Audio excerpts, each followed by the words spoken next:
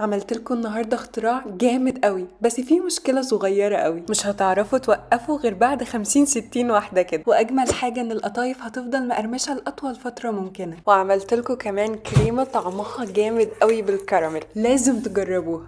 هسيب لكم الوصفة بالتفصيل تحت الفيديو، ويلا نبدأ حلقتنا.